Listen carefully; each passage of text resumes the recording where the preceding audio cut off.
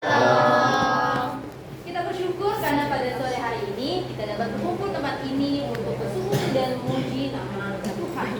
Dan kita bersyukur juga karena kita dapat hadir di rumah kediaman Bang Ray dan juga Kak Michelle. Sebelum kita mulai ibadah PB pada sore hari ini, mari kita berdiri dan memberi salam kepada rekan-rekan terkasih kita sebelah kanan, kiri, depan.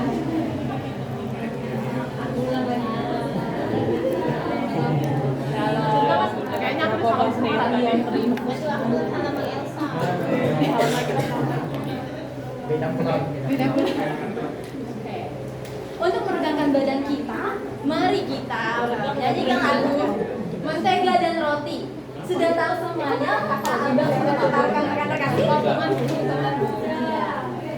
Sebelum kamu video, mari kita menyanyikan lagu Mentega dan Roti sambil mengikuti gerakan saya ya. Dan bisa bertepuk tangan juga.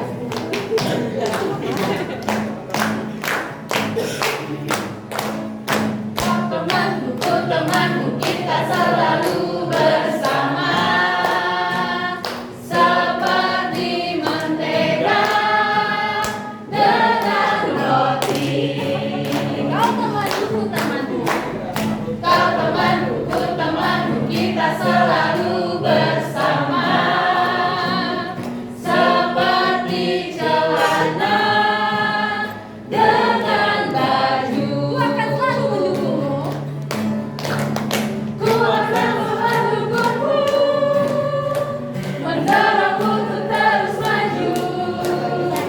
Dan bila kau sedih, ku akan selalu mendoakan dalam Tuhan. Kau temanku, kita selalu bersama. Seperti mentega dengan roti. Seperti celana dengan baju. Silakan duduk kembali.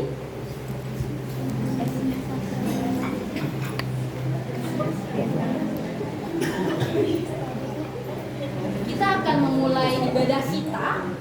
Mari ambil waktu untuk berterima kasih kepada Tuhan, memohon pimpinannya agar kita bisa merasakan bahwa Allah hadir di tengah-tengah kita.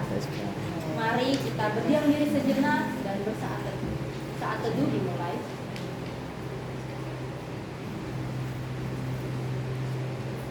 Allah Bapa, kami hendak kepadamu sebab Engkau telah menjadi keselamatan kami. Kami bersyukur karena perbuatan-Mu yang ajaib di mata kami.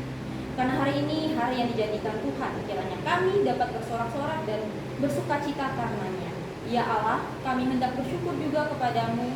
Kami hendak meninggikan Engkau. Terima kasih bahwasannya untuk selama-lamanya kasih setiamu. Amin. Kakak, abang, dan kasih di dalam Tuhan, seringkali di tengah kehidupan kita merasakan suka maupun duka yang boleh terjadi di dalam hidup ini. Melalui hal-hal tersebut, kita dapat bersyukur kepadanya karena telah mengajarkan kita untuk dapat menghitung hari-hari serta merenungkan apa yang Tuhan inginkan melalui proses yang telah terjadi. Sehingga kita beroleh hati yang bijaksana. Mari kakak abang untuk dapat berdiri.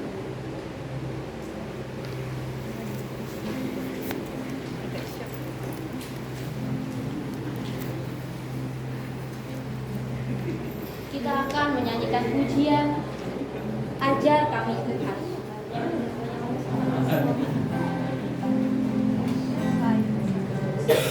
Sambil mengingat betapa Tuhan sangat baik dalam hidup ini, dalam hari-hari kita yang telah kita jalani.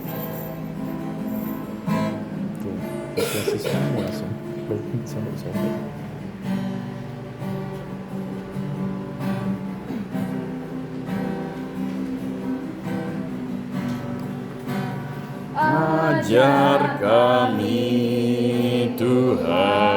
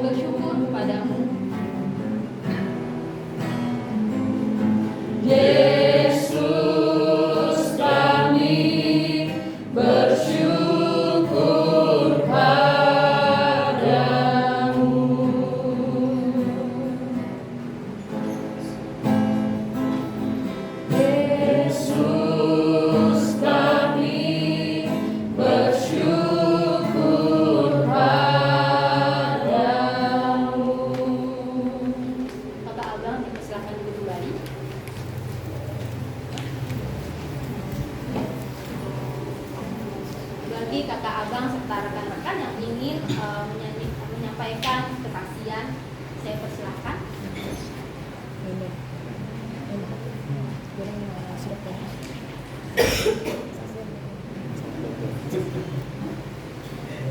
Apakah ada?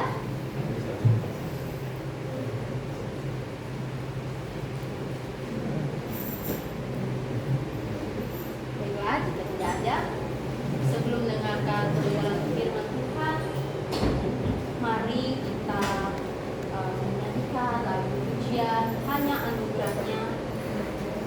Bukan karena kebaikan kita, bukan karena kekayaan kita, bukan juga karena rupa kita dipanggil dan dipakai oleh Tuhan. Mari kita menyanyikan pujian ini dengan sungguh-sungguh sambil meresapi.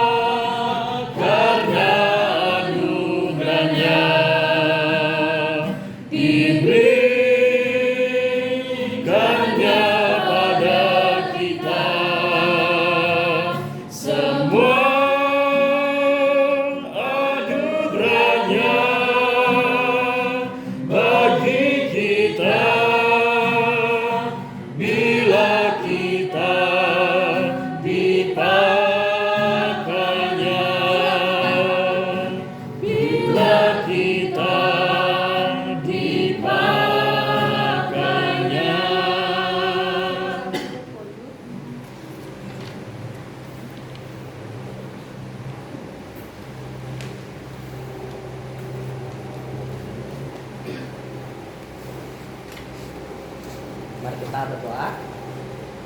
Tuhan, kami sungguh bersyukur padamu untuk kasih setia Tuhan yang terus menyertai hidup kami ya Tuhan. Kami sungguh bersyukur padamu untuk waktu ini, untuk kesempatan kami boleh bersekutu bersama dalam persekutuan ini ya Tuhan. Dan kami bersyukur untuk saat ini, untuk kami kesempatan kami belajar firman Tuhan. Tuhan berkatilah perenungan firman ya Tuhan dan setiap kami, supaya kami boleh mengerti apa yang menjadi kehendak Tuhan untuk kami lakukan dalam kehidupan kami. Terima kasih ya Tuhan, hamba-Mu yang penuh dengan segala keterbatasan, kiranya Tuhan urapi dengan kuat kuasa-Mu. Terima kasih Bapa, dan serahkan waktu ke tangan-Mu di dalam nama Tuhan Yesus kami berdoa. Amin. Selamat sore. Apa kabar? Ya, apa kabarnya? Baik. Luar biasa, puji Tuhan ya.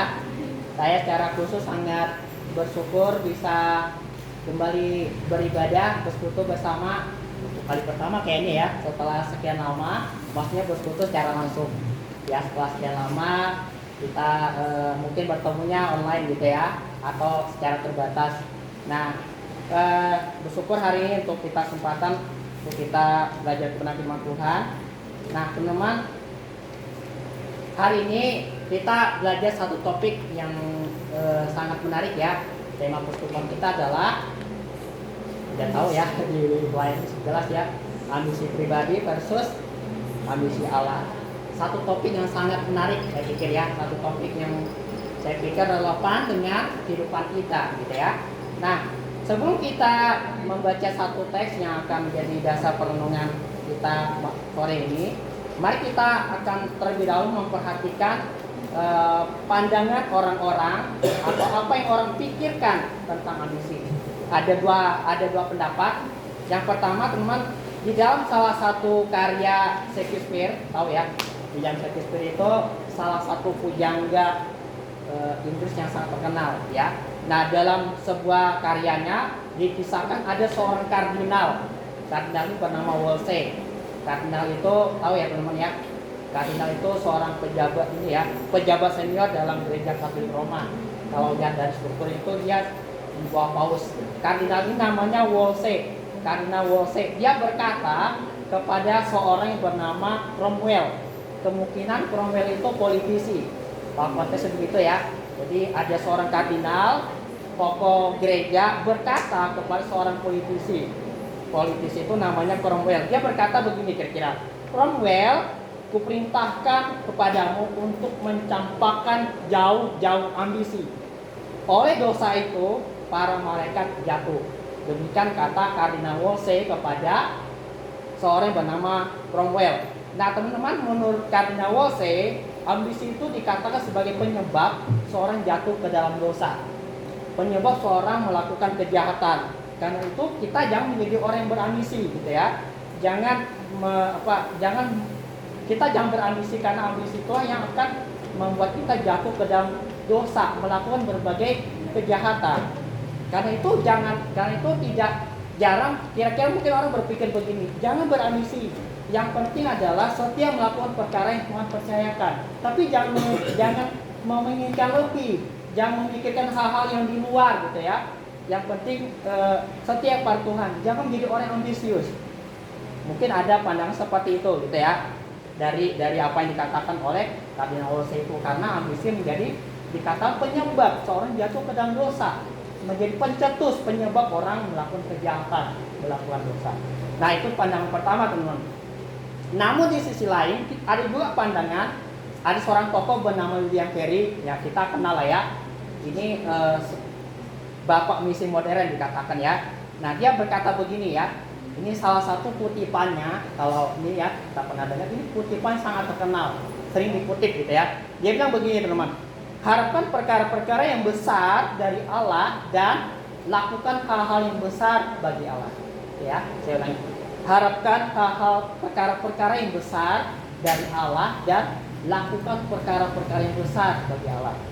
Nah, ini moto hidupnya, dan kita tahu ya sepanjang hidupnya William Carey, dia melakukan karya misi yang sangat luar biasa. Karena dia percaya ketika kita mengharapkan hal-hal yang besar bagi Allah, kita bisa melakukan hal yang besar bagi Allah. Jadi teman-teman, dengan kata lain, berbeda tadi ya, berbeda pandangan dengan yang pertama. Kardinal Wolsey bilang nggak usah ambisi gitu ya, buang jauh ambisius itu ya, karena itu penyebab dosa. Kalau bilang dia justru mendorong orang kejar ambisi itulah harapan hal yang besar bagi Allah. Karena kalau kita mengharapkan hal yang besar bagi Allah, kita bisa melakukan hal yang besar bagi Allah. Apalagi jika ambisi itu adalah ambisi untuk Tuhan, melakukan hal-hal yang berkenan kepada Tuhan. Kita bisa minta kepada Tuhan, Tuhan akan menguduskan, yang akan memurnikan, menolong kita dengan ambisi-ambisi kita. Nah, itu menurut pandangan orang-orang tentang ambisi. Nah, teman, jadi di sini kita melihat ada dua sisi ya, ada dua pandangan. Yang pertama bilang jangan ambisi, gitu ya. Ambisi itu penyebab dosa, penyebab kejatuhan. Kalau bila perlu, buang jauh-jauh ambisi itu, gitu ya. Jangan pernah bermimpi untuk berambisi, kira-kira demikian. Tapi di sisi lain kita juga melihat ada pandangan seperti William Carey yang menyarankan orang harus berambisi, gitu ya. Kita justru harus punya ambisi dan mengharapkan hal yang besar bagi Allah dalam kehidupan kita. Nah, teman-teman, rekan-rekan sekalian, mari kita melihat apa yang Markus tulis tentang ambisi. Mari kita membuka kitab Markus pasal 10 sebagai dasar renungan kita, ayat 35 sampai 45. Yang belakang maaf ya, saya membelakangi ya.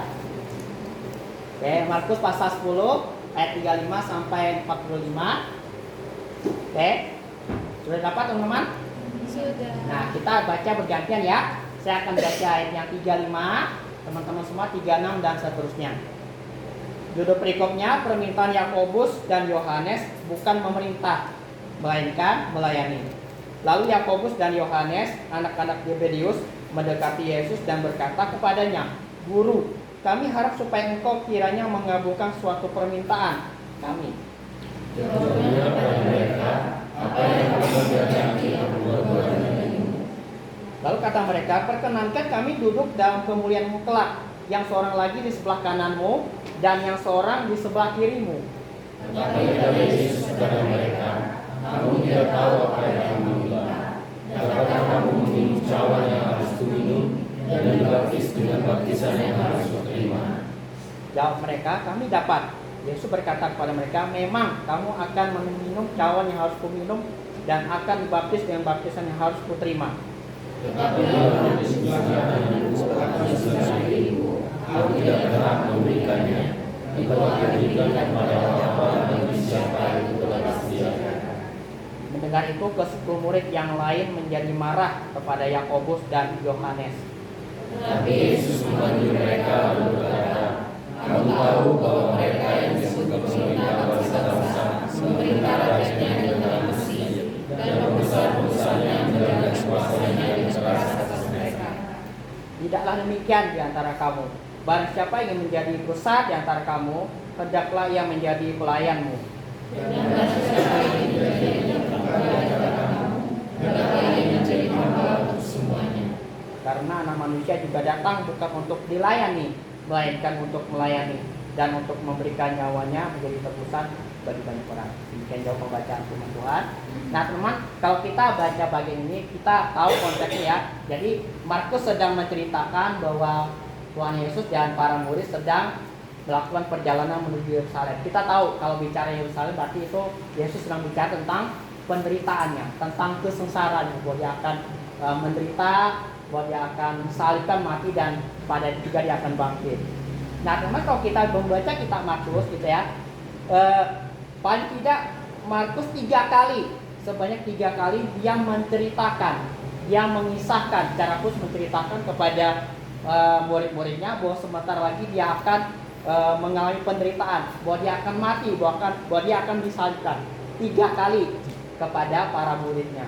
Nah, kita juga akan melihat bagaimana respon para murid ketika Yesus menceritakan bahwa dia akan mengalami kesengsaraan, bahwa dia akan mengalami penderitaan. Nah, saya akan membahas ini secara pertama yang kita lihat di pemberitahuan pertama ya. Pemberitahuan pertama itu kita bisa membacanya di Markus pasal 8 ayat 31 kalau memang sempat melihatnya.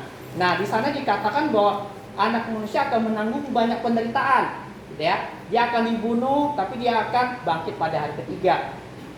Ketika Tuhan Yesus mengatakan itu, ada satu muridnya yang berespon, itu dikatakan Petrus.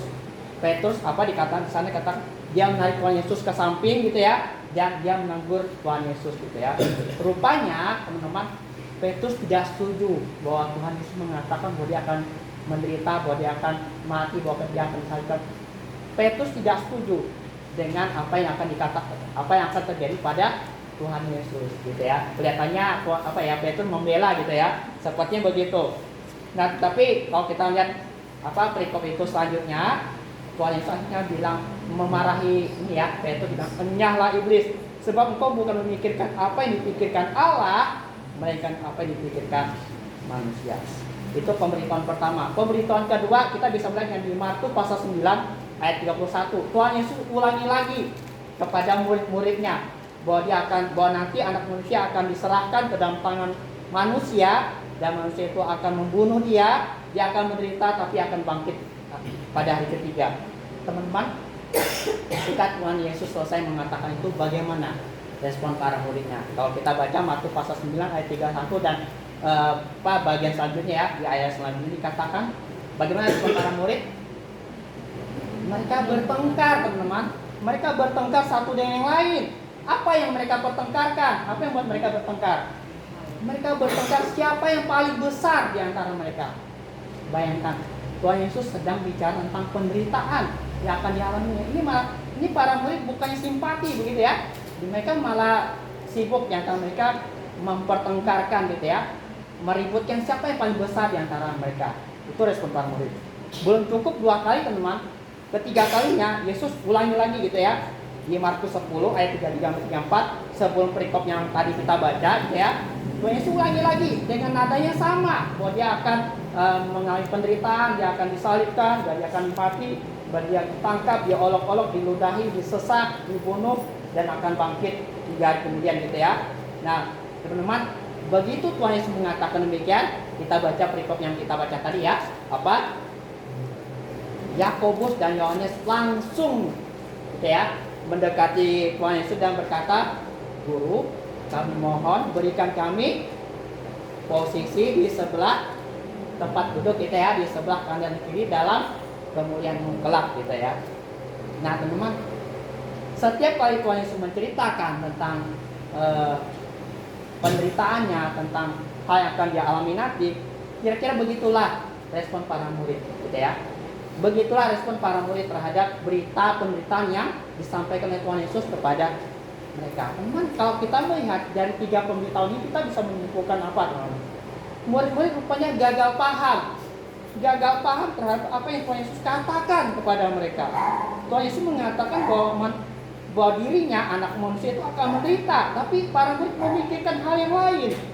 Mata rohani mereka seakan-akan tertutup, mereka nggak bisa melihat, mereka tidak bisa mengerti dan memahami apa yang sebenarnya Tuhan Yesus katakan kepada mereka. Fokus mereka kepada yang lain.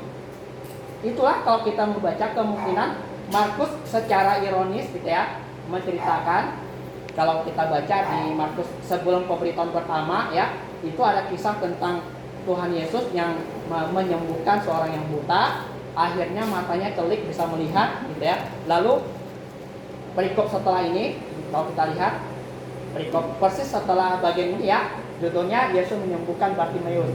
Nah, itu juga sama ya, Yesus menyembuhkan seorang buta yang akhirnya bisa melihat. Jadi kisah pemberitahuan pertama, kedua, dan ketiga tentang penderitaan Tuhan Yesus diawali dengan orang buta yang tadinya buta bisa melihat gitu ya, dan diakhiri juga dengan orang yang buta dan akhirnya bisa melihat, tetapi para murid tidak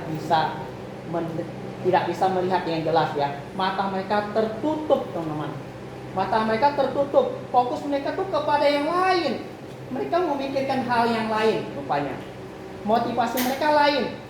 Apa yang mereka cari ketika mereka mengikut Yesus itu berbeda gitu ya. Apa sih yang mereka inginkan, atau apa sih yang mereka dambakan ketika mengikut Tuhan? Itu tidak lain dari apa, teman-teman? Kalau kita membaca bagian tadi ya, yang setelah kita baca tadi, tidak lain dari keuntungan, tidak lain dari kekuasaan, tidak lain dari posisi, keistimewaan yang akan mereka dapatkan sebagai konsekuensi dari mengikut Tuhan, sebagai konsekuensi mereka sebagai murid Tuhan. Bahkan kalau kita membaca Markus 10 ayat 28, perikop sebelum ini ya, Petrus bilang begini teman, ya, dia bilang begini kepada Tuhan Yesus, ya, Tuhan, kami ini telah meninggalkan segala sesuatu untuk mengikut Engkau. Jadi apa upah kami? Kira-kira begitu ya, dengan mungkin bayangkan dengan tegas gitu, Tuhan, kami telah meninggalkan segala sesuatu untuk mengikut Engkau. Apa yang kami lakukan Tuhan? Teman-teman, kira-kira begitulah yang paling dipikirkan. Nah, teman-teman, rekan-rekan sekalian, tema kita hari ini adalah tentang ambisi ya.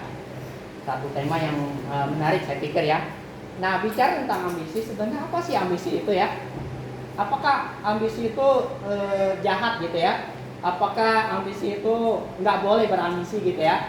Nah, kalau kita melihat definisi dasarnya ya, Kamus Besar Bahasa Indonesia mendefinisikan ambisi itu sebagai satu keinginan atau hasrat atau nafsu yang besar untuk memperoleh, untuk mencapai sesuatu ya.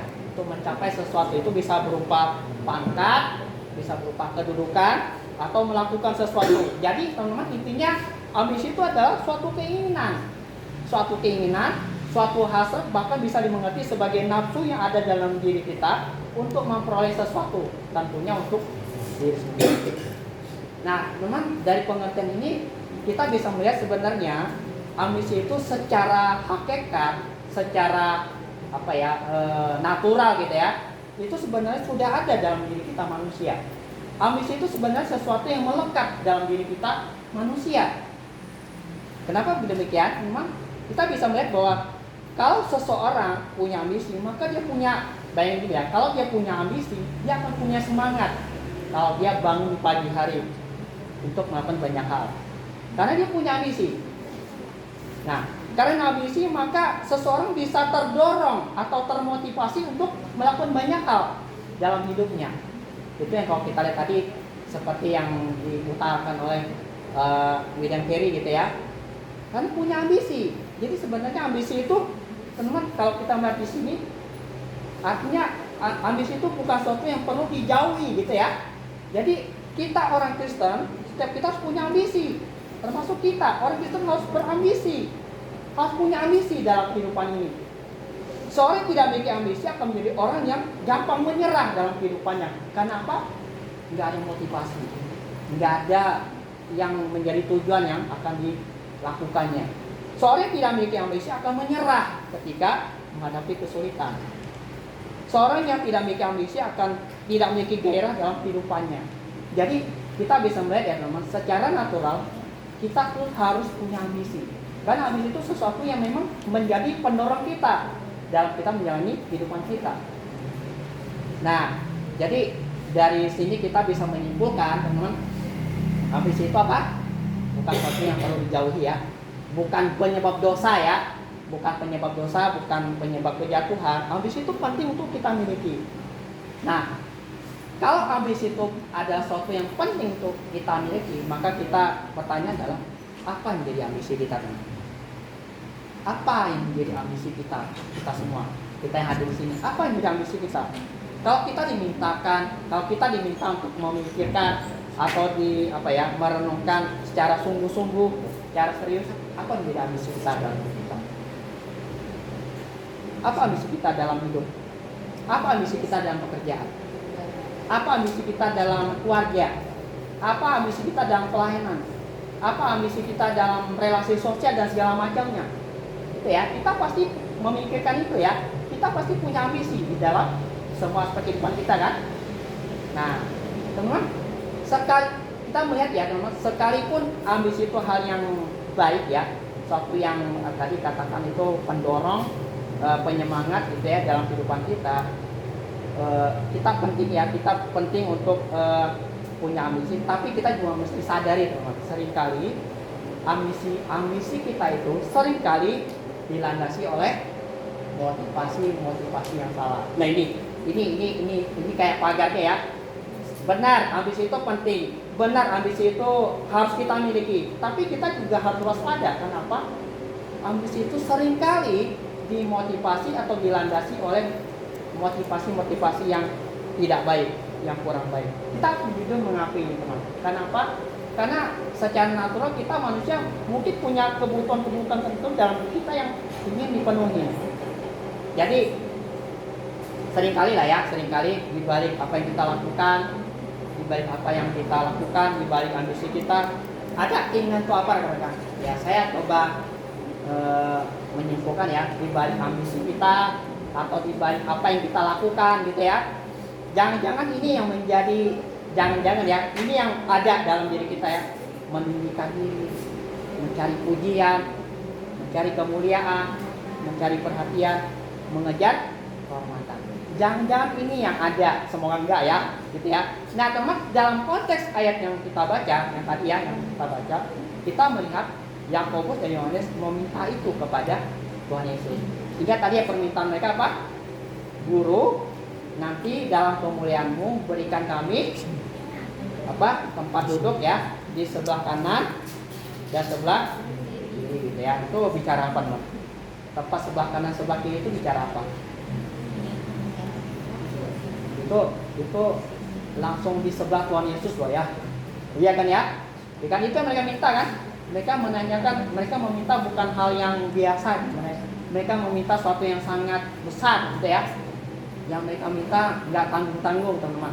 Mereka meminta tempat duduk posisi di sebelah kiri dan kanan Tuhan Yesus. Jadi mereka minta itu dari Tuhan. Mereka bicara tentang kuasa untuk meminta kelak. Saya akan bacakan kembali ya.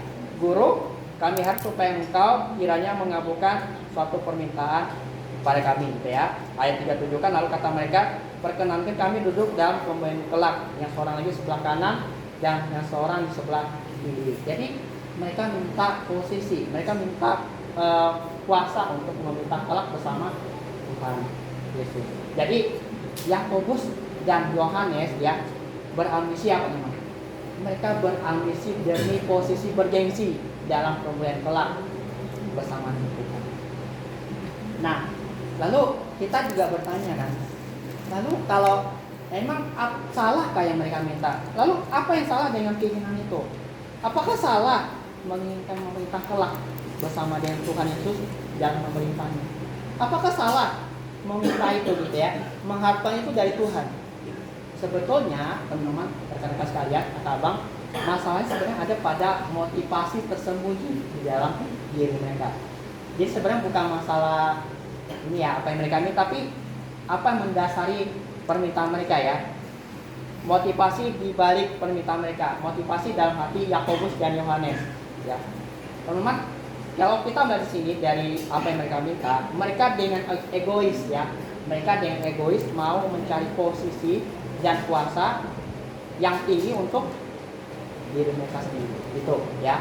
Mereka mencari kuasa, mereka dengan egois mencari kuasa, kekuasaan, posisi yang tinggi untuk diri mereka sendiri. Itu yang salah. Itu yang salah. Ketika mereka minta itu untuk diri mereka sendiri. Nah, teman-teman, kalau kita melihat bagian selanjutnya dari teks yang kita baca, rupanya yang berambisi, yang mengincar posisi bergengsi itu bukan cuma Yakobus dan Yohanes ternyata. Jelas ya kita baca tadi ya. Nah, ternyata kalau kita lihat ayat 41 ya. Kita langsung baca ayat 41. 41 pertemuan baru edisi 2. Mendengar hal itu, ke-10 murid yang lain menjadi marah pada Yakobus dan Yohanes. Ternyata kan Yakobus Yohanes minta posisi nih datang pada Tuhan kan, yang tadi yang mereka minta. Nah, para murid yang lain marah, kesal gitu ya dengan permintaan Yakobus dan Yohanes. Kira-kira kenapa mereka marah? Mereka marah begini ya, kok kalian minta sih posisi jabatan sebelah kanan dan kiri? Ini Tuhan Yesus sedang bicara tentang penderitaan loh. Apakah demikian mereka pikirkan? Ternyata enggak. Tapi apa? Rupanya dengan diam-diam mereka juga menginginkan hal yang sama aja gitu ya, ya kan? Jadi baik Yakobus dan Yohanes dan 10 murid mereka juga menginginkan hal yang sama. Mereka marah bukan karena simpati gitu ya kira-kira ya. Mereka marah kenapa? Karena Yohanes dan Yakobus sudah mendahului mereka gitu ya dengan permintaan itu. Mereka keduluan oleh Yakobus dan Yohanes. Mereka kalah cepat meminta itu. Nah teman, itu yang kalau kita lihat dari konteks ayatnya kita baca. Nah sampai sini kita bisa memikirkan, lalu kalau begitu Apa yang salah dengan ambisi? Kan tadi kita sepakat ya, setuju ambisi itu hal yang baik kok dalam hidup, bahkan harus kita miliki, kan itu penyemangat, itu pendorong dalam hidup kita. Tentu nggak ada yang salah dengan ambisi. Tapi saya ajak kita memikir ada dua hal yang bisa kita pikirkan terkait dengan ambisi. Yang pertama, ambisi menjadi salah, ya. Ambisi menjadi salah kalau yang pertama, ambisi itu dilandasi oleh motivasi-motivasi yang ada dalam diri, dan motivasi-motivasi itu adalah untuk apa? Keuntungan diri, kemuliaan diri, peninggian diri. Ambisi yang dilandasi oleh motivasi-motivasi yang salah, dan motivasi itu untuk apa? Ya diri sendiri, untuk keuntungan, kemuliaan, peninggian diri. Balik-balik ke diri sendiri kan, selfish. Nah, teman-teman, John Stott ya, seorang teolog pernah mengatakan sebenarnya masalahnya terletak pada motivasi dan tujuan. Masalahnya seringkali terletak pada masalah dan tujuan. Nah, ketika kita memiliki ambisi tertentu, ambisi itu nggak salah, tapi sering jadi masalah adalah motivasi dan tujuannya. Nah itu kan tadi ambisi itu suatu yang baik ya, tapi sering jadi salah. Yang salah adalah motivasi dan tujuannya. John Stott mengatakan begini ya, kira-kira dia mengatakan kalimat, dunia ini termasuk di dalam gereja, rupanya juga bicara di gereja ya, termasuk dalam gereja itu dikatakan penuh dengan orang seperti Yakobus dan Yohanes. Ini sebuah kritikan gitu ya bagi kita. Dunia ini termasuk dalam lingkungan gereja, dan juga dalam lingkungan persekutuan ya, seperti kita ini ya, penuh dengan orang seperti Yakobus dan Yohanes. Orang-orang yang cari status, haus akan penghormatan dan prestise, dan memimpikan kesuksesan. Dikatakan pelayanan menjadi kedok saja, tetapi sebetulnya di balik itu apa? Cari status, cari penghormatan, prestise dan segala macam. John Stott mengingatkan kita ya tentang hati-hati dengan ambisi. Nah, kenapa ambisi yang dilandasi oleh motivasi yang seperti ini ya, yang balik-balik ujungnya kepada diri sendiri kan, keuntungan, kemuliaan dan segala macam keuntungan, itu menjadi sesuatu yang bahaya nih. Kalau kita punya ambisi dilandasi oleh motivasi yang semua itu untuk diri sendiri, itu menjadi ambisi yang berbahaya. Kenapa berbahaya teman-teman? Karena itu akan membuat membuat kita menjadi orang yang manipulatif. Kita menggunakan orang lain, kan ketik ya.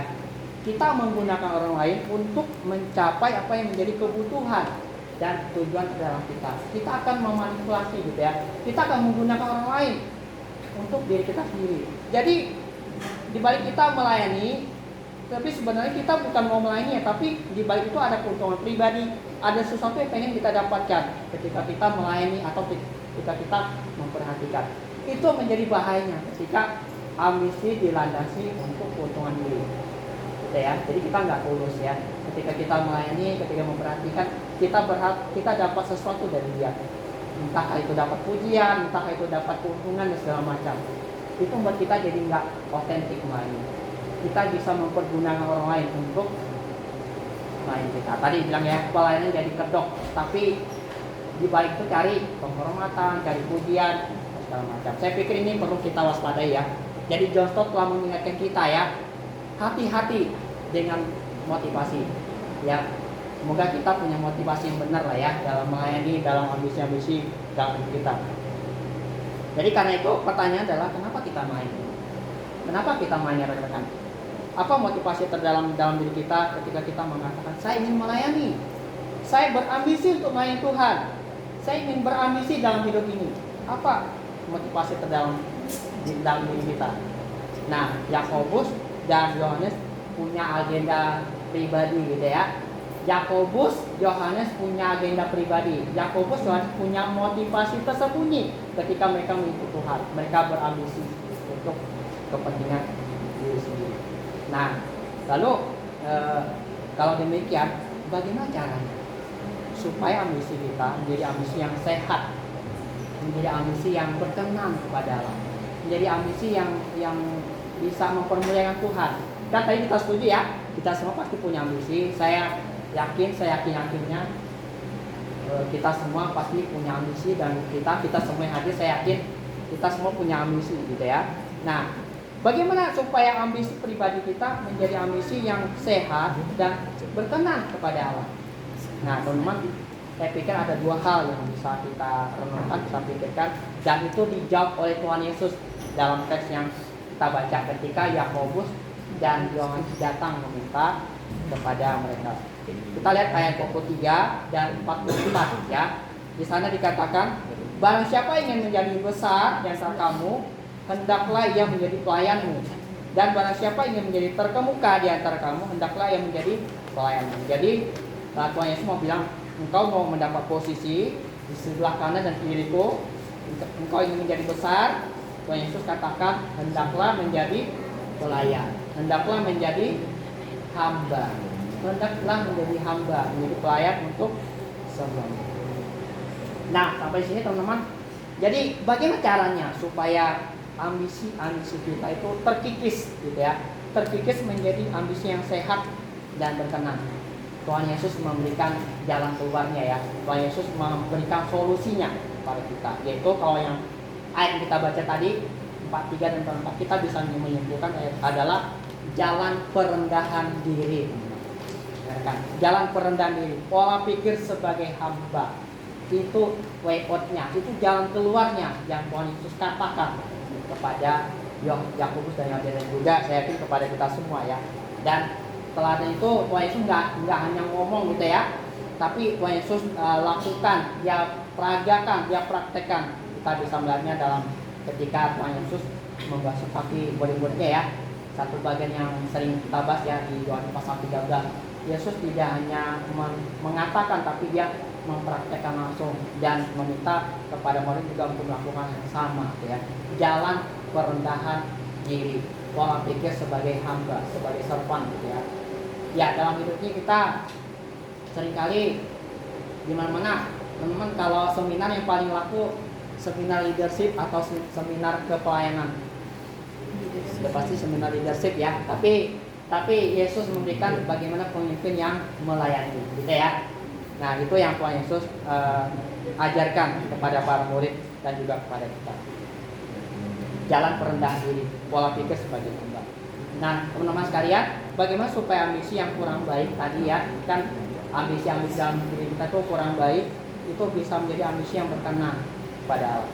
Yang kedua, kita perlu datang kepada Tuhan, memohon Tuhan yang memurnikan ambisi-ambisi kita, terutama ambisi-ambisi liar dalam hidup kita ya, ambisi-ambisi yang tidak berkenan, ambisi-ambisi yang tidak mempermuliakan Tuhan. Kita perlu datang kepada Tuhan, mohon Tuhan yang memurnikan, yang menguduskan, yang menyucikan ambisi kita ya. Jadi jelas teman-teman, dari jalan keluarnya bagaimana supaya ambisi kita menjadi ambisi yang sehat dan berkenan kepada Allah. Yang pertama, jalan perendahan diri dan pola pikir hamba. Yang kedua, membawa ambisi itu kepada Tuhan ya, nyatakan pada Tuhan gitu ya. Mohon Tuhan yang memurnikan ya, mohon Tuhan yang menyucikan, sehingga kita tidak cari hal-hal yang tadi ya, kemuliaan diri, ujian dan segala macamnya yang sangat selfish untuk diri sendiri. Nah, bagaimana supaya ambisi kita menjadi ambisi yang gitu ya? Apa yang salah dengan ambisi? Yang kedua, yang terakhir ya, yang kedua atau yang terakhir, apa yang membuat ambisi menjadi salah? Teman-teman, sebenarnya ada yang menarik tentang ambisi. Ya, seringkali banyak ambisi-ambisi yang kita akui itu ambisi yang baik. Setuju nggak? Seringkali ambisi-ambisi yang kita miliki dalam hidup kita itu sebenarnya bukan ambisi yang jahat, itu ambisi yang baik. Bagi contoh, mungkin kita berambisi menjadi orang tua yang baik, ya kan? Kita menjadi papa mama yang baik ya, dengan segala keruwetan dalam keluarga saya, dan ya di keluarga seringkali mengalami gitu ya, bagaimana berjuang jadi papa mama yang baik itu nggak mudah gitu ya. Seringkali lah yang pergumulan orang tua gitu ya. Kita berambisi jadi orang tua yang baik, kita berambisi jadi anak yang baik ya. Kita ingin sukses dalam pekerjaan, benar ya? Nggak ada yang nggak mau sukses kan ya? Kita semua pengen sukses dalam pekerjaan, kita pengen sukses dalam karir, kita pengen lancar usaha kita dan segala macamnya. Ambisi itu ambisi yang baik, tidak salah dengan ambisi-ambisi itu ya. Itu ambisi yang baik. Nah, tapi apa yang perlu kita waspadai dengan semua ini? Dengan semua ambisi-ambisi yang baik ini, yaitu kita perlu bertanya kepada diri kita sendiri. Apakah ambisi-ambisi itu menjadi sesuatu yang menguasai kita? Apakah ambisi-ambisi yang baik tadi itu menguasai, mengontrol hidup kita, menjadi tidak terkontrol, menjadi Allah dalam hidup kita ya. Jadi ambisi itu menjadi salah dan tidak sehat ketika ambisi itu menguasai dan mengontrol hidup kita sehingga menjadi tuan dalam hidup kita. Jadi rekan-rekan sekalian, mari kita menjadi orang yang memiliki ambisi. Mari kita setuju ya dengan pendapat William Carey tadi ya, harapkan hal-hal yang besar bagi Allah dan lakukan hal-hal yang besar baginya. Tapi kita juga perlu memikirkan, ya kita perlu terus memikirkan dan merenungkan, apakah ambisi yang ada dalam diri kita itu dilandasi oleh motivasi yang baik? Apakah motivasi yang kita miliki itu dilandasi oleh motivasi yang baik? Ya, jadi kan pagarnya motivasi ya. Saya pikir kita tahu ya, motivasi yang tujuan yang baik. Kedua, apakah ambisi itu sesuatu yang pada tempatnya? Tuhan, kata Tuhan yang menguasai kita, bukan ambisi yang menguasai kita. Banyak orang ambisius ya sehingga bisa melupakan Tuhan dalam hidupnya. Ambisi hidup sukses melupakan Tuhan, ya kan? Ambisi hidup sukses malah menghalalkan segala cara, ya, melupakan Tuhan. Ambisi ingin membahagiakan keluarga, mengabaikan Tuhan. Keluarga menjadi segala-galanya, tetapi mengabaikan Tuhan. Jadi kita perlu mewaspadai ya. Jadi kita perlu terus meniti, baik kita terus menginginkan seperti bila saya tadi bilang ya, melakukan hal yang besar bagi Tuhan, mengharapkan hal-hal yang besar, melakukan hal yang besar bagi Tuhan demi alasan dan tujuan yang benar. Mari kita terus berdoa supaya Tuhan yang menguasai hidup kita, menolong kita, dan padanya menyucikan, memurnikan ambisi kita. Jadi kita perlu wanti-wanti ya, ambisi itu sesuatu yang salah kalau ambisi itu dilandasi oleh motivasi yang salah. Kita juga mesti wanti-wanti ya, mewaspadai kalau ambisi itu sudah sangat menguasai, sudah sangat mengontrol dalam hidup kita sehingga tidak terkendali, sehingga akhirnya melupakan Tuhan. Jadi mari kita menjadi orang yang ambisius ya, ambisius demi Tuhan, mengharapkan hal yang besar dari Tuhan, apapun itu ya. Saya pikir dalam pekerjaan, dalam karir, dalam pelayanan, dalam segala relasi sosial ya, sebagai orang tua, sebagai anak, apapun status kita, mari kita berambisi yang baik. Tapi kita juga perlu terus datang dan memohon supaya ambisi itu jangan dilandasi oleh motivasi yang kurang baik. Karena secara natural kita bisa jatuh kepada itu. Mari kita datang memohon kepada Tuhan, supaya Tuhan yang memulihkan ambisi kita. Secara khusus ketika kita punya ambisi-ambisi terlihat dalam hidup kita yang tidak terkendali gitu ya, memohon Tuhan yang memulihkan kita. Oleh karena itu rekan-rekan, selamat berambisi, selamat mengharapkan hal yang besar bagi Tuhan dan melakukan hal-hal yang besar bagi Tuhan. Orang Kristen harus punya ambisi. Kalau nggak berambisi seperti berambisi untuk hidup. Mari kita punya ambisi yang besar, melakukan hal yang besar bagi. Mari kita berdoa.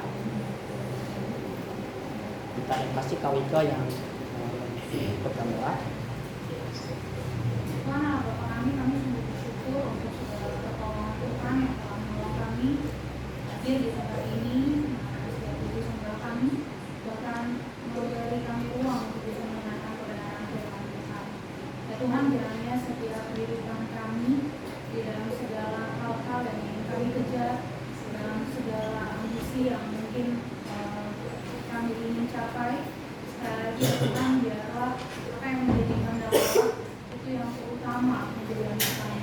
Apa yang Tuhan inginkan dalam kehidupan kami itu yang kami lakukan dan kami kerjakan.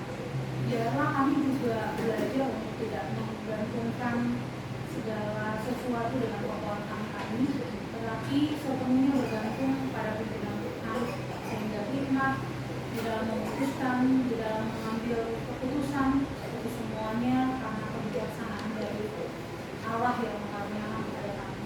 Terima kasih ya Tuhan untuk segala hal yang boleh kami dengarkan pada sore hari ini. Kiranya Tuhan juga berkati dan Sudanto dalam segala pelayanannya, dan hidupnya juga boleh dipenuhi oleh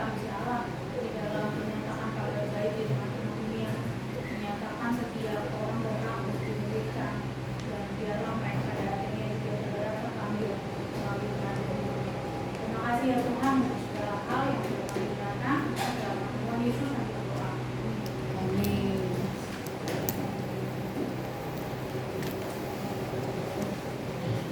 Terima kasih Bu Jun atas kebenaran firman Tuhan yang telah kita dengarkan. Memiliki ambisi bukanlah hal yang salah. Ambisi menjadi salah jika kita memiliki motivasi yang salah dalam diri kita, yaitu lebih untuk mencari keuntungan diri, peninggian diri, dan kemuliaan. Mari kita sejenak merefleksikan diri, apakah kita telah memiliki ambisi yang sehat dan memiliki ambisi yang berkenan kepada Allah, atau memiliki ambisi yang pada akhirnya mengontrol dan menguasai serta menjadi tuan bagi kita. Untuk meresponi kebenaran firman Tuhan, mari kita nyanyikan pujian dari BLP 373, Ku ingin mendengar suara Tuhan.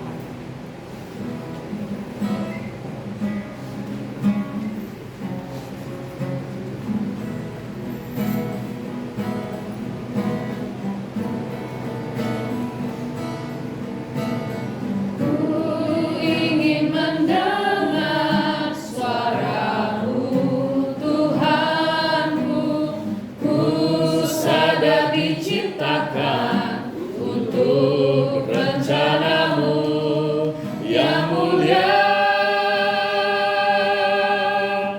Ku serahkan hidupku padamu, Yesus Rajaku, dan ku perhatikan kehendak-Mu padaku. Ku mau turut selalu dalam rencana-Mu Tuhan, sampai bumi penuh kemuliaan-Mu. Mari kita nyanyikan lagi dari awal.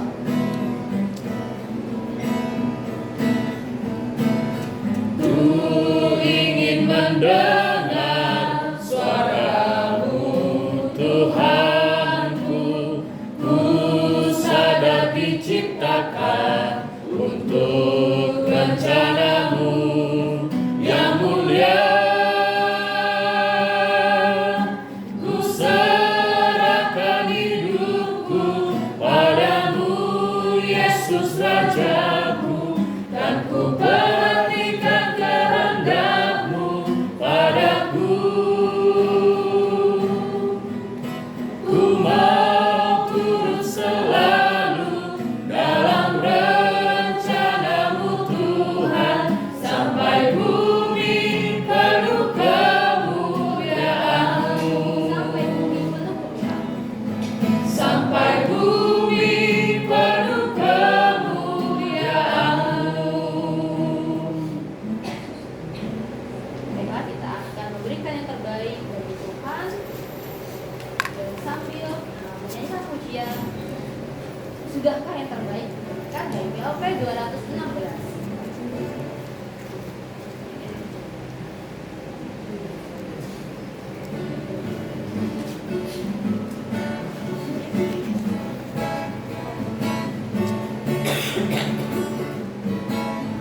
Sudahkah yang terbaik ku berikan kepada Yesus Tuhanku?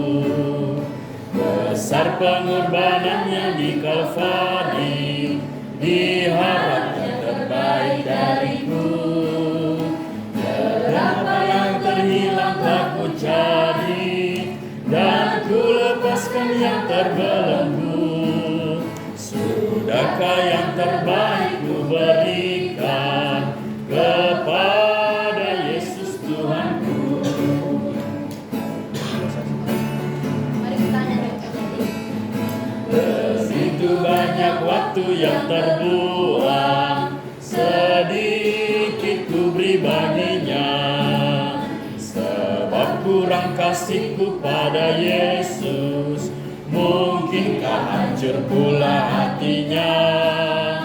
Betapa yang terhilang ku cari, dan ku lepaskan yang terbelenggu.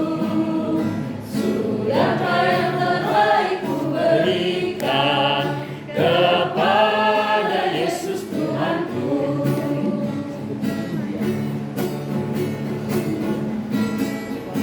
Ku tak mau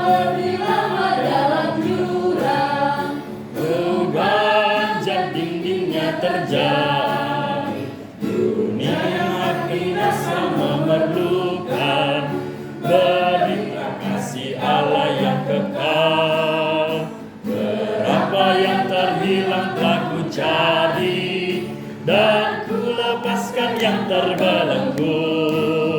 Sedekah yang terbaik ku berikan kepada Yesus Tuhanku. Untuk warga teman-teman persembahan dan syafaat saya serahkan kepada pengurus Jakarta. Selamat sore teman-teman. Sore. Ini dari pengurus anak bersyukur untuk kehadiran teman-teman sore hari ini. Ini bisa dibilang kehadiran yang paling ramai dalam perayaan kami di semester yang baru sampai dengan hari ini. Kami bersyukur untuk teman-teman yang kami tunggu di bulan Mei selanjutnya bulan depan. Kami harapkan teman-teman tetap setia mempersiapkan buat hari ini bulan depan. Semoga nanti selanjutnya tempatnya tanggalnya teman-teman dalam masa ada adik-adik dari TPS yang akan sedikit sharing, sampaikan kepada mereka untuk sharing di TPS ya teman-teman. TPS Jadi shalom kakak abang semuanya. Shalom. Bersyukur karena pada hari ini TPS bisa sedikit sharing terkait KMTS. Nah, jadi sebenarnya KMTS itu apa sih? Jadi KMTS itu kayak mahasiswa pemimpin siswa. Itu sebenarnya nanti akan ada banyak TPS itu dari pelayanan siswa yang bakalan hadir di dalamnya. Nah, memang tadi saya belum perkenalkan diri sebentar. Nah, kenalkan nama saya Nadia, saya dari TPS atau tim pelayanan siswa, dan juga saya dari Fakultas Kedokteran Prodi Keperawatan Unpad.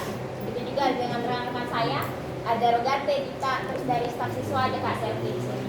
Nah, jadi mungkin sedikit sharing terkait KMTS ini. Nah, KMTS ini merupakan camp yang diadakan 4 tahun sekali. Tujuannya itu untuk membina sama rekan-rekan TPS di dalamnya dalam pembinaan untuk melihat bagaimana sih siswa-siswa itu dan semakin mengenal situ juga pembinaan itu tuh penting untuk kami ikuti gitu. Nah, kemudian KMTS ini akan dilaksanakan dari tanggal 28 Juli sampai tanggal 1 Agustus 2024 tepatnya di Semarang di Edika, di Rumah Rektor Edika dan Hotel Azaya. Nah, di sini nih untuk lokasinya itu di Semarang tadi, dan juga untuk yang berangkat itu ada sekitar 4 orang. Ada sekitar 5 orang. Nah, itu ada saya, juga 2 TPS, staf siswa, dan juga ada 1 siswa yang dia ini memang udah dibina melalui persiapan kota. Nah, situ kami rencananya akan berangkat pada tanggal 27 Juli 2024. Mungkin sedikit sharing untuk mungkin kami butuh untuk mohon doanya dan juga mohon dukungannya supaya ketika kami berangkat kami bisa kami hadir di sana, kami dapat menerapkan apa yang kami sampaikan, bisa berguna dalam pelayanan hadir di TPS, dan juga mohon doa, selain mohon dukungan dan dananya, selain mohon dukungan doanya juga saat ini TPS sedang kekurangan dana sekitar 24.675.000 rupiah. Jadi mungkin jika ada kakak yang bersedia untuk memberikan dukungan dananya, nah itu boleh untuk menghubungi saya Nadia ataupun melalui staf siswa yang mungkin lebih kakak abang kenal gitu kan. Nah, mungkin sedikit itu aja sharing dari saya, atau ada tambahan lagi dari staf dan rekan-rekan. Mungkin itu aja dari saya. Mohon maaf jika ada salah kata dan penyampaian. Saya akhiri. Terima kasih. Shalom semuanya.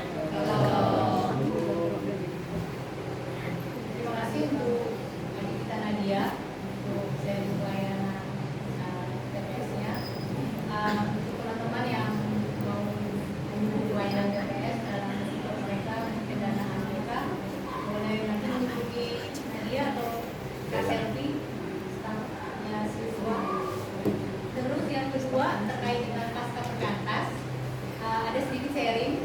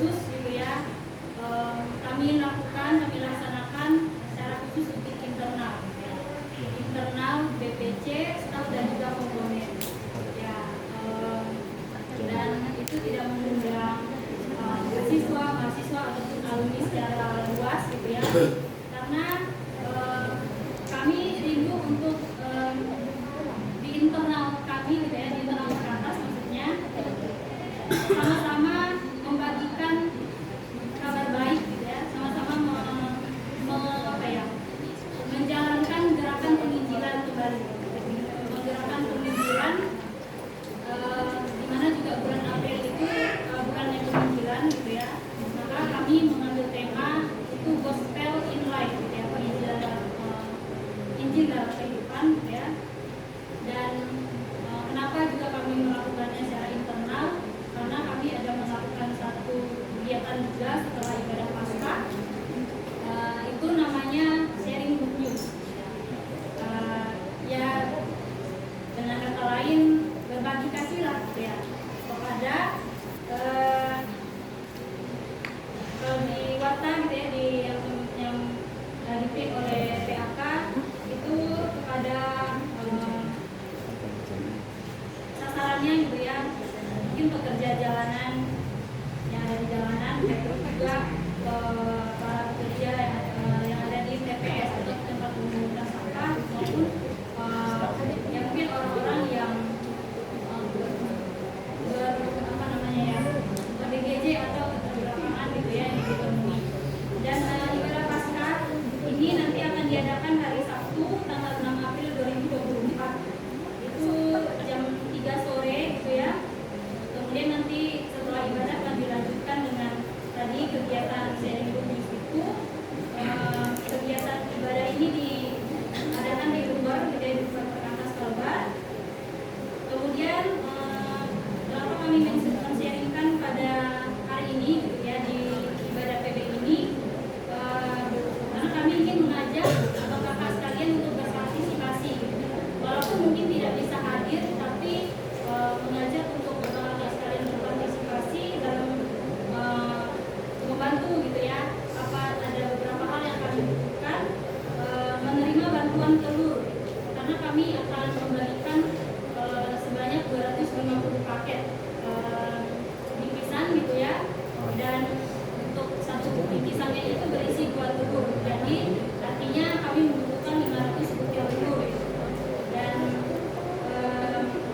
sebenarnya kami tidak menerima bantuan susu, tapi karena di sini ditulis di warta ini gitu ya, ya boleh saja kalau ada yang mau ngasih juga gitu, tapi kami menerima juga gitu.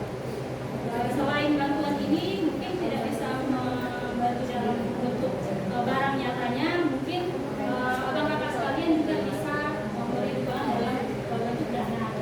Kami menerima beberapa bentuk gitu ya, dan untuk partisipasi ini bisa abang kakak sekalian itu berikan atau kumpulkan atau serahkan ke kami di Rumah Perkantas gitu ya, di Jalan Sepakat 2 Intan. Itu paling lambat itu terakhir itu hari Kamis 4 April 2024 itu hari Kamis. Itu ada staf kantor gitu ya yang standby di kantor. Kalau sore misalnya ada kakak mau datang juga boleh hubungin aja gitu staf kantor atau nomor Perkantas gitu ya, nomor WA Perkantas gitu yang ada di grup alumni. Nah sebenarnya kami juga akan men-sharingkan ini di grup alumni gitu, tapi ternyata WA sudah mendahului gitu ya, memberikan waktu untuk kami men-sharingkan hal ini.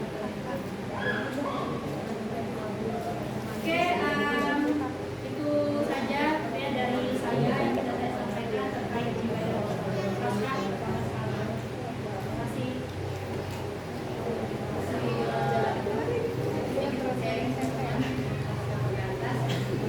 Sebelum kita masuk ke dalam doa, kayaknya nggak seru kalau kita nggak kenal sama teman-teman yang baru. Kayaknya saya juga udah beberapa seperti tadi saya juga ada beberapa teman yang baru pertama kali, dan baru pertama kali datang ke semester ini ya, dari semester yang kemarin sampai semester ini. Jadi kami sambut kedatangan teman-teman. Dan teman-teman yang baru boleh berdiri di tengah. Mohon maaf kalau kayak iya boleh bang. Teman-teman yang baru teman-teman asli itu alumni yang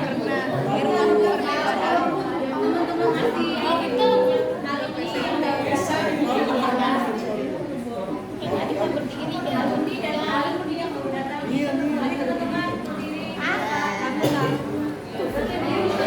Tapi Dita perkenalan kemarin. Bilang ya.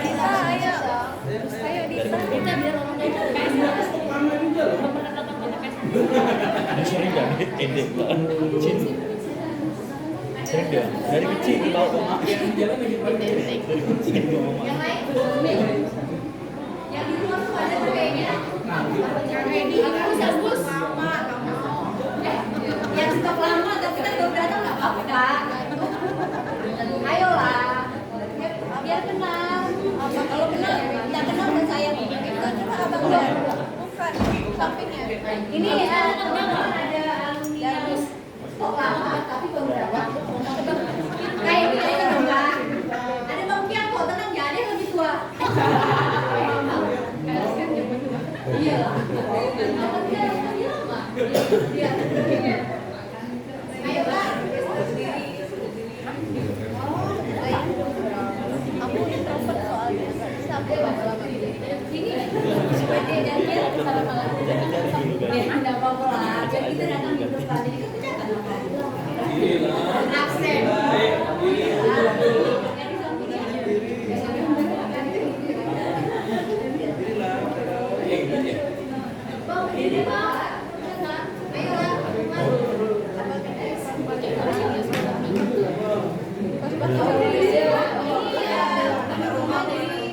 Sebenarnya mungkin mereka ada di Pontianak, tapi mungkin karena kesibukan mereka berpulang, pasti juga karena agak sedikit malu ya kalau lebih baru agak sedikit malu.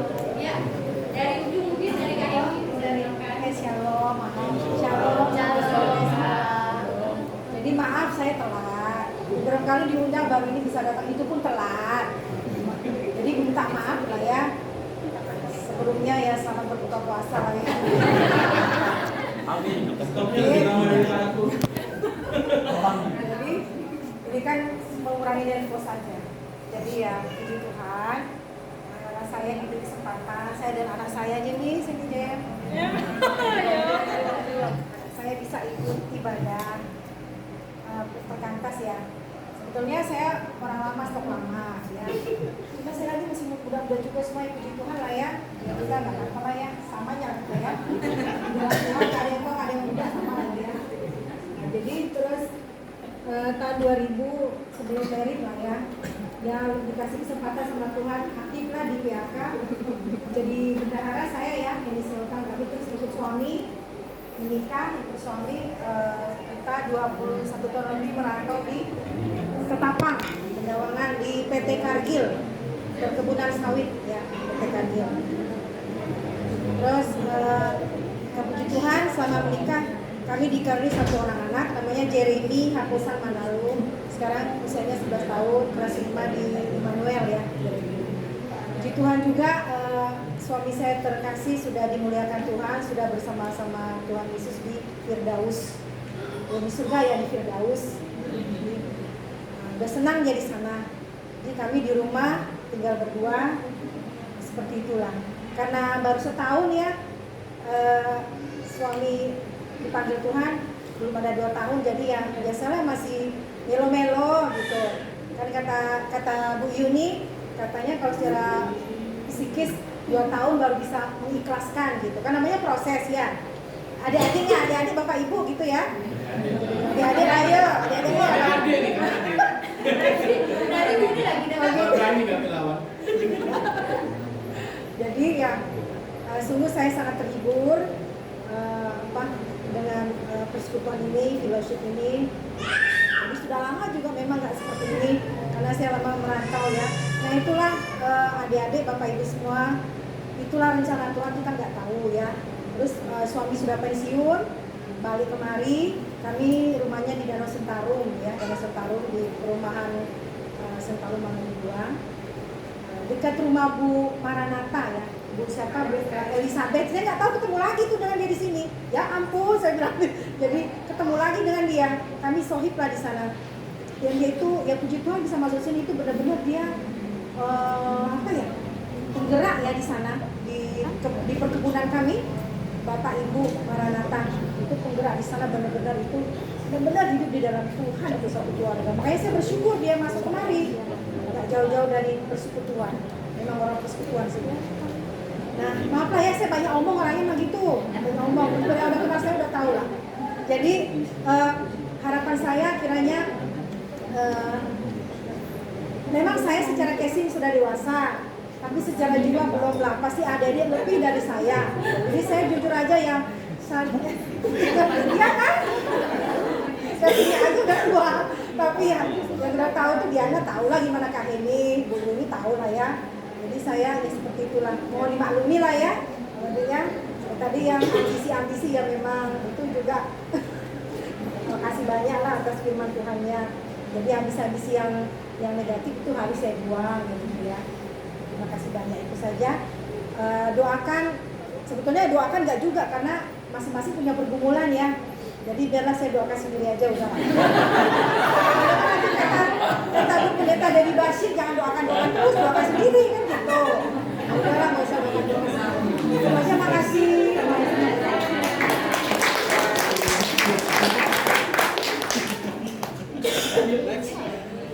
Shalom semuanya.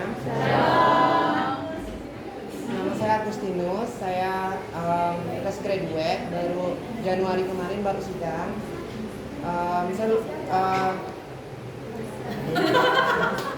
Saya dari Prodi Pendidikan Bahasa Inggris angkatan 2020. Itu aja.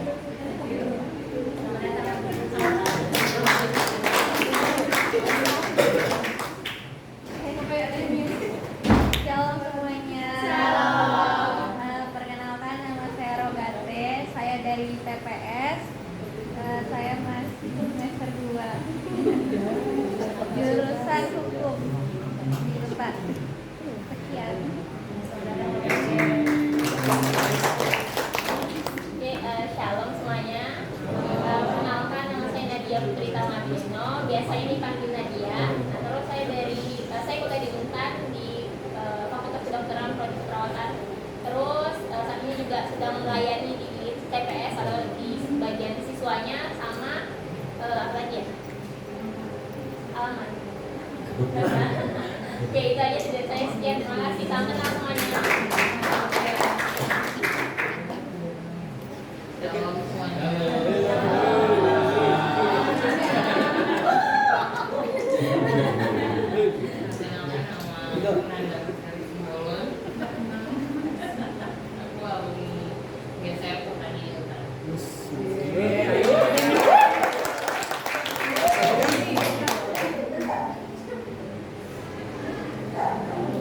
Shalom semuanya, perkenalkan nama saya Tamrin Segara. Sebenarnya sudah 1 tahun di Pontianak, hanya baru berkesempatan saat ini karena sebenarnya rumah dekat sini. Saya datang bersama anak saya. Ke Pontianaknya tentu semua agak berbeda karena suami pindah dinas ke PLN di sini, tapi sekarang pindah lagi ke PLN Singkawang. Jadi tetap LDR. Tapi kami di sini karena anak sekolah di Surabaya. Anak kami ada 2, tapi salah itu 7 tahun di Palembang, lahir di sana dan dimuliakan Tuhan di sana umur 1 tahun 2 hari. Lalu adalah anak kami yang kedua untuk Tuhan, Davina, umur 5 tahun, 5 tahun setengah, masih TKA di Surabaya. Satu KTD dengan Kak Roma, Kak Elis, dan apparently so shocked waktu ke Pontianak ketemu Kak Elis. Teman-teman di Medan udah nge-remind find Kak Elis kan, she is there katanya. So I found her, then Kak Elis itu aku yang menyanyi di pernikahannya waktu itu. Maksudnya bayangkan betapa masih mudanya waktu itu, sekarang sudah punya anak 2. Maksudnya melihat pernikahan Kak Elis, anaknya lagi aku juga hadir gitu. Sekarang udah gede, terusnya ikutan sopas, puji Tuhan itu indahnya persekutuan. Akhirnya bisa kesini lagi satu KTD malah, dan puji Tuhan senang sekali. Selama ini tidak pernah, udah setahun lebih tidak pernah double secret atau super ya, nggak ruper atau ibadah seperti ini karena ada anak yang jadwalnya bentrok, tidur siang lah apalah gitu kan, dan tidak tidur sendiri juga seperti ini. So sekali lagi perkenalkan, saya Tante Batubara, suami saya Michael Manursu. Semoga saya bisa terus terlibat di pelayanan Tuhan. Terima kasih.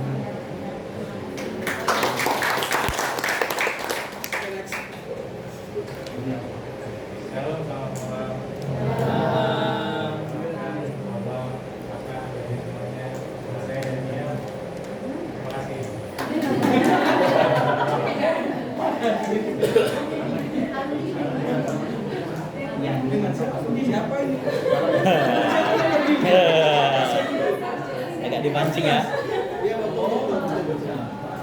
Karena banyak benar.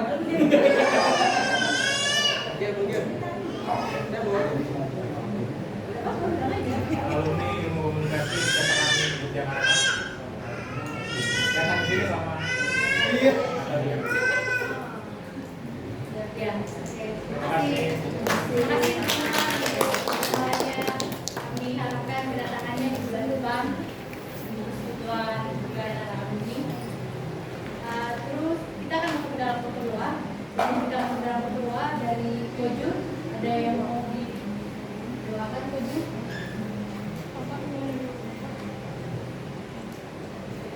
Iya. Salam-salam teman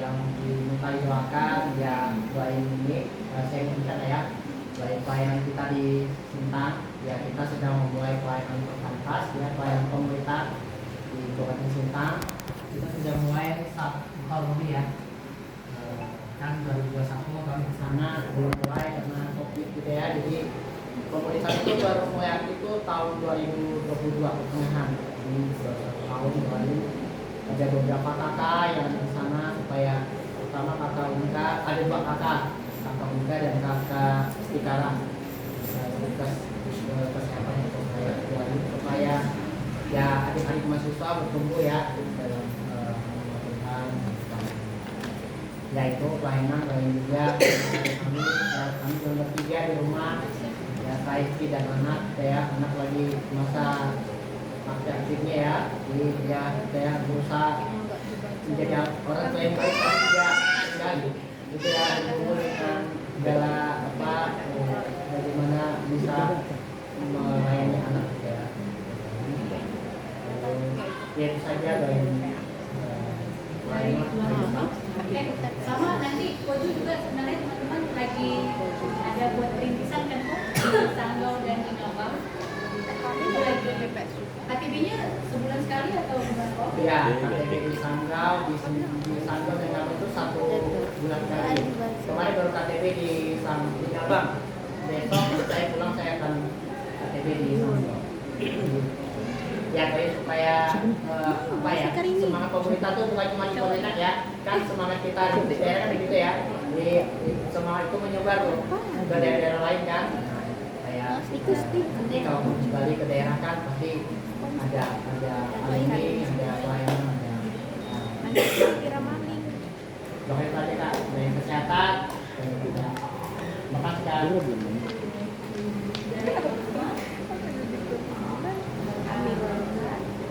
Dari istri juga boleh. Shalom semuanya.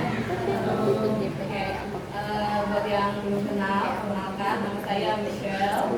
Saya alumni Fakultas Hukum angkatan 2008. Ini suami saya, Reynaldo Ginting. Kalau beliau biasanya pelayanan sharing firman di pelayanan siswa. Tapi kalau untuk ibadah perkantas baru kali ini. Beliau tadi bilang ada di berita menjadi anak perkantas. Pertama-tama kami bersyukur, terima kasih buat pengurus PAK yang sudah memberikan kesempatan buat kami boleh beribadah di tempat ini, di rumah kami.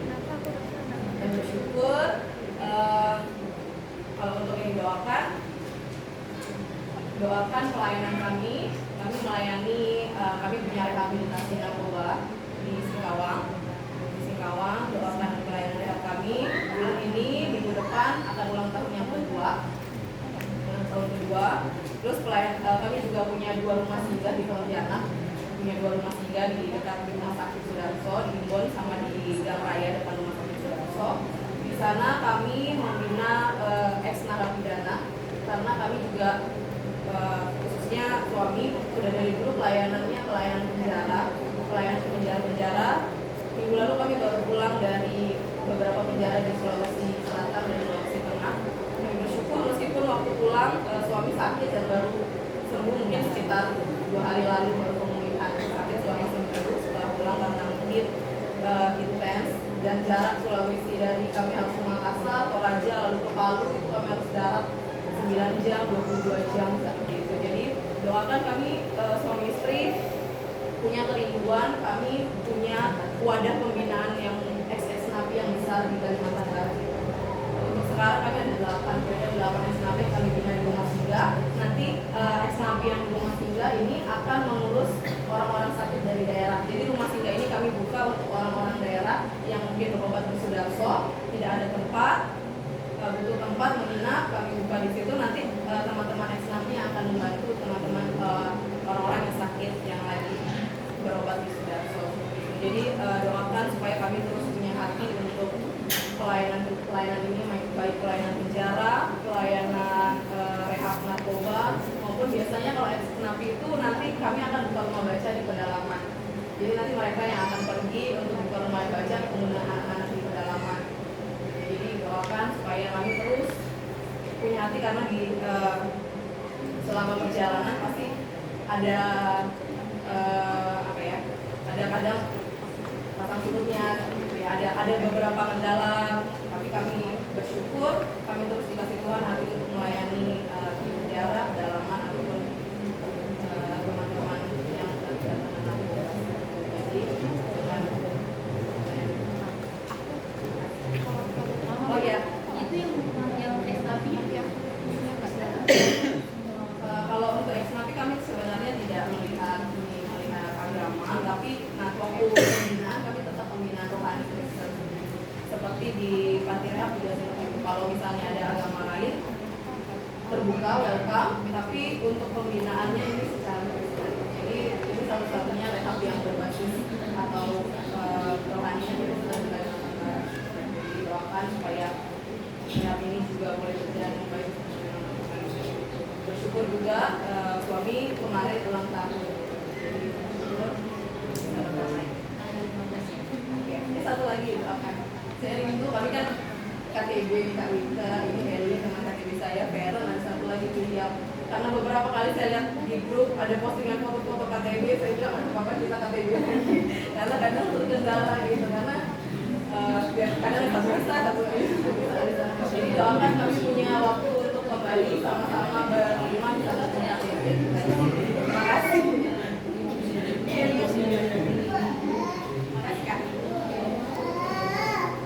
Baik teman-teman, kita akan masuk ke dalam doa kita. Yang pertama kita bersyukur untuk ibadah sore hari ini. Nanti kita berdoa bersama-sama. Bersyukur untuk ibadah sore hari ini berjalan dengan baik. Itu Juan dan Vera sebagai musik dan MC. Bersyukur untuk teman-teman yang boleh hadir.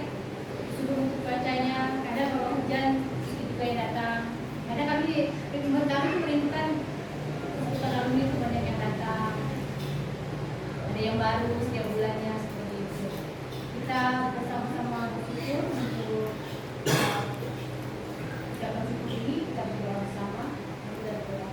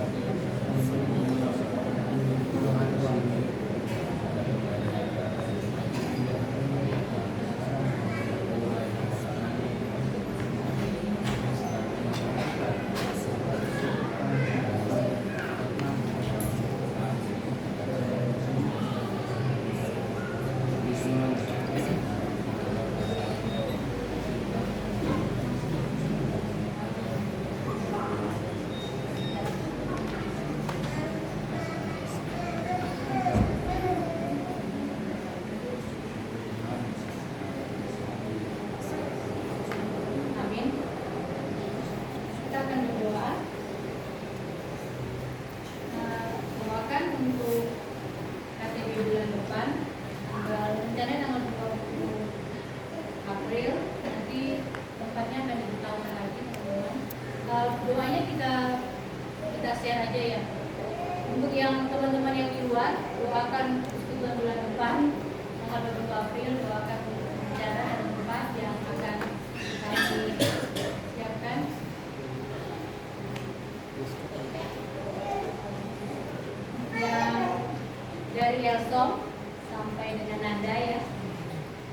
saya sudah mulai mengingatnya.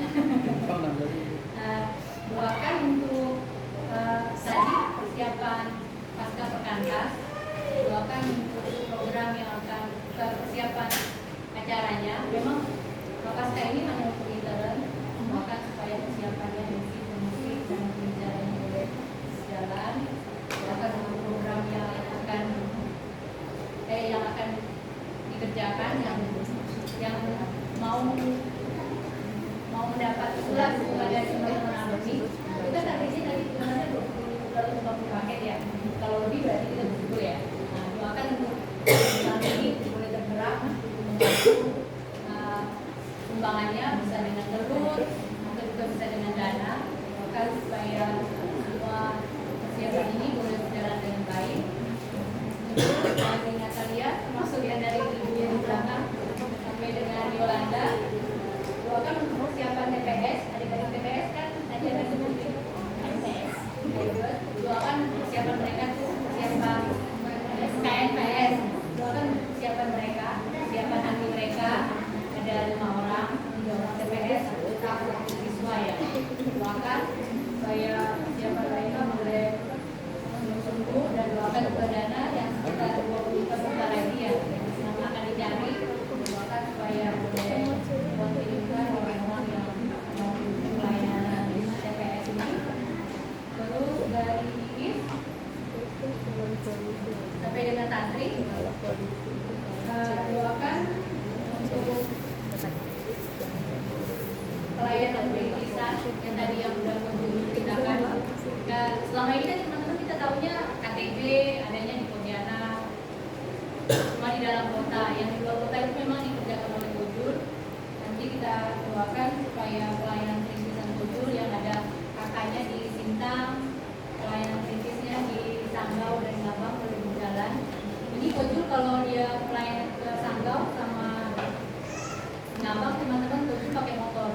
Doakan supaya Kojur bisa stabil dengan ya sekarang sebenarnya agak ngeri sih pergi pelayanan jauh pakai motor, tapi doakan supaya Kojur tetap setia untuk mengerjakan pelayanan perintisan ini. Dan juga untuk sebenarnya mungkin lebih banyak kali Kojur ya teman-teman yang di Ngabang sama alumni di Ngabang dan di Sanggau kan ya, mereka masuk dalam KTB Kojur. Di Sanggau ada berapa orang Kojur kalau boleh tahu?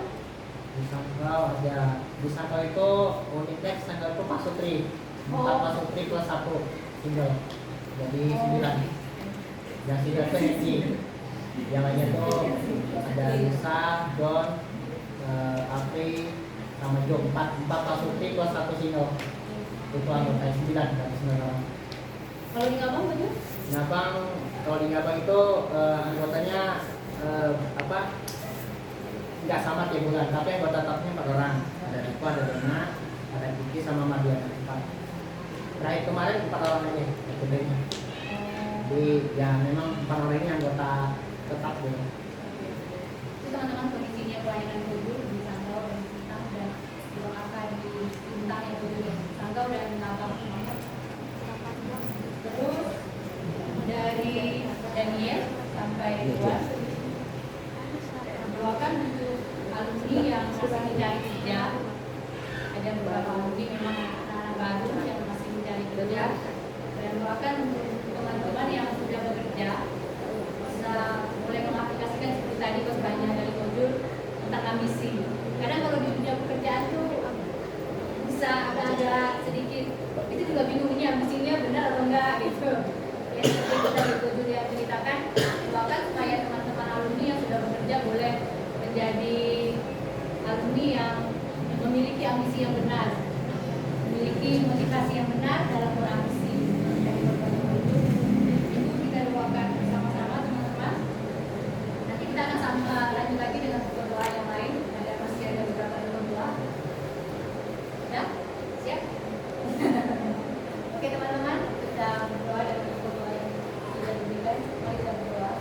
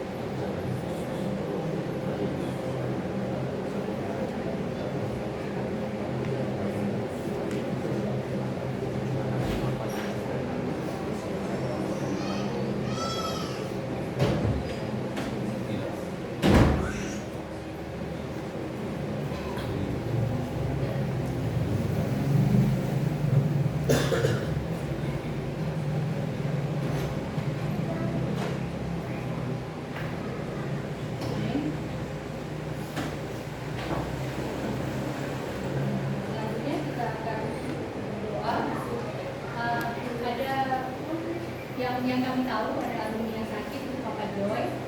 Kita doakan untuk alumni yang sedang sakit. Juga Elizabeth tadi yang dibicarakan oleh Kak Beni sama Kak Tri. Dia lagi sakit hari ini. Dia memang ada migrain, sering kambuh. Kalau capek, kalau mungkin dia bilang hampir setiap bulan dia ada kena migrain gitu. Cuman ada rencana untuk berobat, untuk periksa, cek. Cuman belum ada waktunya untuk pergi. Doakan untuk teman-teman alumni yang sedang sakit, untuk Papa Joy yang sedang masih dirawat di kita. Doakan supaya bisa mendapatkan kesembuhan. Doakan untuk Elis juga supaya boleh mendapatkan kesembuhan dan boleh ada waktu untuk check up kondisinya ya. Terus doakan untuk istri Pak Ketua kami, Ibu Maria, yang akan melahirkan tanggal berapa ya? 26 ya? 26 Maret. Doakan untuk prediksinya tanggal 26 Maret. Doakan supaya ini anak pertama dari Maria dan Bapak Duan. Pak Duan ini teman-teman ketua di PAK. Jadi doakan supaya proses kelahiran yang boleh berjalan dengan lancar. Itu nanti kita tolong doakan teman-teman yang keluar sampai dengan Nanda. Doakan untuk alumni juga mungkin ada alumni di luar yang kita tidak tahu sedang sakit atau sedang kondisinya tidak baik-baik saja. Doakan supaya mereka boleh mendapatkan kesembuhan, juga lancar kelahiran untuk istrinya Tuhan. Terus dari Natalia sampai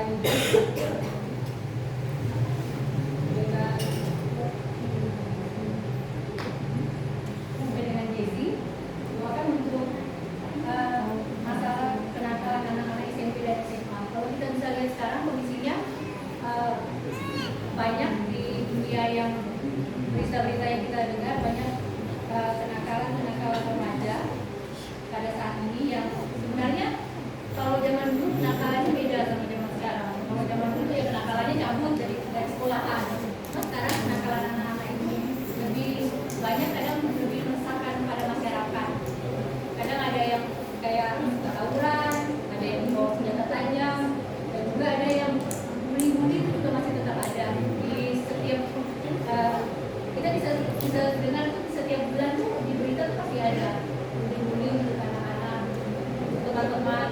Doakan supaya peran orang tua yang sebenarnya keluarga itu menjadi ruang untuk anak-anak boleh cerita, boleh apa. Doakan supaya peran orang tua dan juga peran guru di sekolahan supaya boleh menjangkau anak-anak dengan lebih baik. Pembinaan mungkin doakan supaya mungkin pemerintah perlu diadakan pembinaan ya untuk anak-anak juga sih. Ya mungkin juga ada narkoba, juga kita tidak tahu kan. Kenakalan yang sering di TV sih, kenakalan yang di TV. Doakan supaya itu boleh dilihat oleh orang tua dan juga guru yang ada di sekolah. Terus dari Putri sampai dengan Tantri, doakan untuk Kojul yang tadi sudah men-sharingkan kondisinya. Pelayanan Putri itu ada di Sintang, di Kakak, dan juga pelayanan perintisan. Dan juga doakan untuk keluarganya, untuk istrinya, doakan untuk anaknya yang masih dalam masa pendidikan, supaya Kojul dan istri boleh mendidik anaknya, boleh memberikan perhatian. Doakan juga untuk pekerjaannya. Tapi juga doakan kesehatan Kojul supaya setiap pelayanan Kojul itu boleh diberkati oleh Tuhan dan juga boleh melayani di rumah dengan waktu-waktu yang kadang saya pikir pada tahun dari Tuhan. Doakan supaya itu boleh berjalan dengan baik. Dari Daniel sampai Duan, doakan kembali. Harusnya kita nanti kita doakan Tuhan rumah. Di sana. Jadi mereka kecuali Kojul ya. Dari Duan sampai dengan Daniel dari Kojul, doakan tadi pelayanannya, kesehatannya, doakan keluarganya, pekerjaannya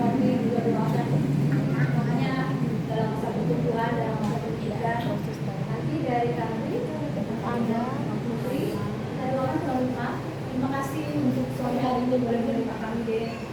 Terima kasih. Jangan sebetulnya jangan ini banyak sekali gitu. Maksudnya ada yang lain gitu. Ini kan pengurus ini kan sampai bulan 6 gitu kan. Jangan menganggap seperti itu dong. Siapa tahu semester depan di tahun ini boleh menerima kami kembali. Terima kasih. Doakan rumah-rumah pelayanan mereka. Kita sungguh mengagumkan si pelayanan depan narapidana itu pelayanan yang paling bagus lah ya. Doakan untuk pelayanan mereka di beberapa narapidana. Saya doakan untuk pelayanan juga yang telah mereka juga bagi orang-orang yang membutuhkan. Doakan jangan jangan sampai mereka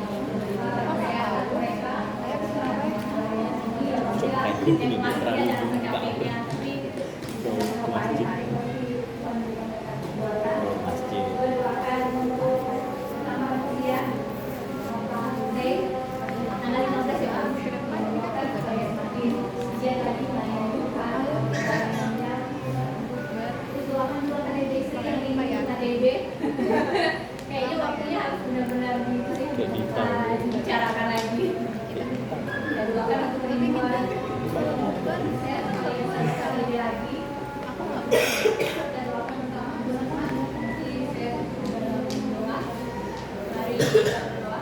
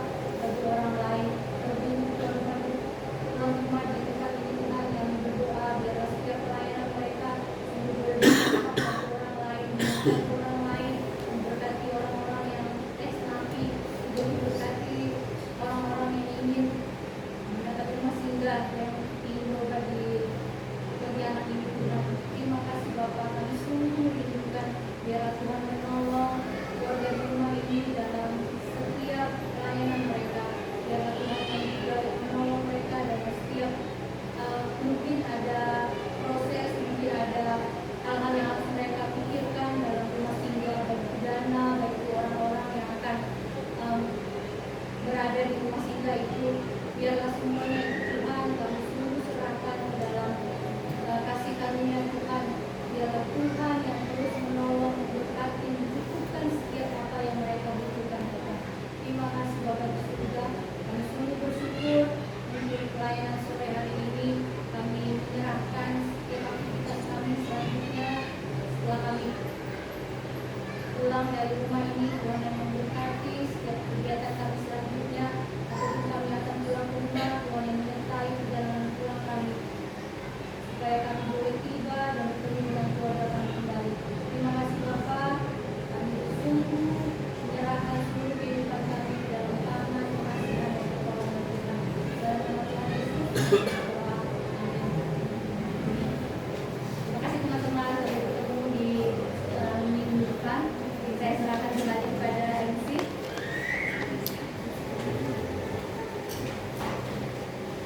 Sebelum kita menutup ibadah pada malam hari ini, mari kita nyanyikan pujian Dunia yang penuh cahaya.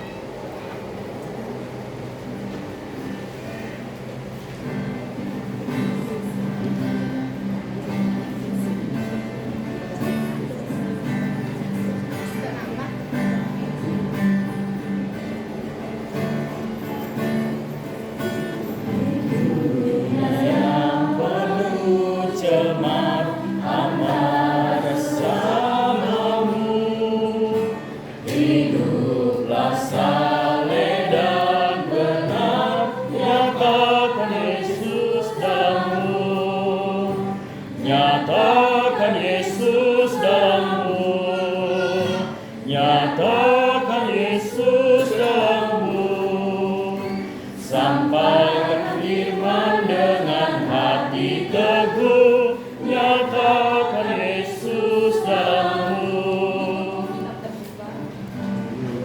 Kitab terbuka dibaca bersamamu, apakah tiap pembacanya melihat Yesus dalammu, nyatakan Yesus dalammu, nyatakan Yesus dalammu. Sampaikan firman dengan hati teguh, nyatakan Yesus dalammu.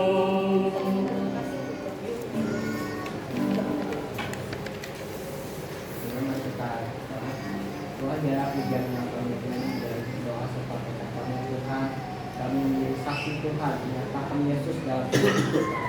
Dan biar Tuhan kami boleh sungguh melayani Tuhan dengan hati sungguh bersandar penuh kepada Terima kasih ya Tuhan, dan bersyukur untuk persekutuan dalam ini Tuhan, ya setiap pujian, setiap penyembahan dan setiap yang kami lakukan berkenan kepada Terima kasih Tuhan, kami bersyukur dan biar Tuhan disenangkan dari setiap hari. Terpujilah namamu, dalam nama Tuhan Yesus kami berdoa.